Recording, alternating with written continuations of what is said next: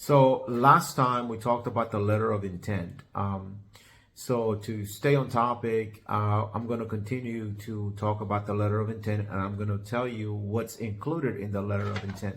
I know a lot of you know how to do a letter of intent, and I know a lot of you use brokers like myself, and the broker will be able to put the letter of intent together for you. But just so you know. So obviously the letter of intent is a letter. So you want to have who is it coming from, which is going to be you, the buying party, and who's it going to, which is going to be the seller or the owner of the building. Also, you want to have verbiage in this letter of intent that shows or says that this letter of intent is a non-binding contract. It's not a contract. It's just basically, what your intent is once you start formulating the contract. So the second thing is you want to be able to determine who is going to draft a contract. Is it going to be the buying party or is it going to be the selling party? So that's got to be in there as well, right? And how long is it going to take? When you guys are going to start drafting, and when it should be finished by. That way you can actually be under contract in in a reasonable time frame.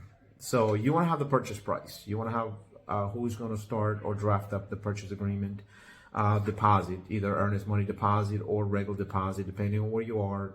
And there's a difference, and I guess we'll talk about that difference in another video. You want to have your contingencies, your due diligence period or your inspection period. So for example, you want to put, look, I want 90-day due diligence, or 30 days or 60 days, whatever it is.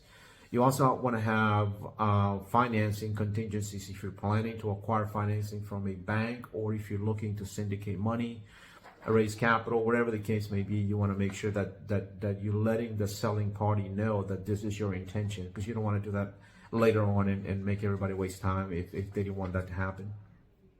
So those contingencies, you want to have a closing date or a time frame, act of sale to happen at 30 days after financing contingency is expired, or after the due diligence period is expired, that kind of stuff.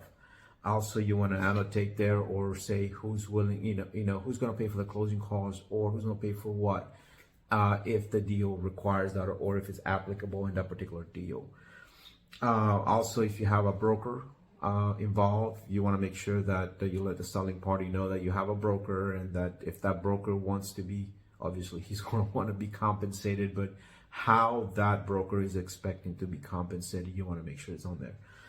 And then finally is the signature page, what company, the name of the company, LLC or what have you, and the signature. So that's just a simple letter of intent that gets you going to start offering on an apartment complex. So if I can help you do one of those, let me know. We do them all the time. All right, Miguel Castro Real Estate Services.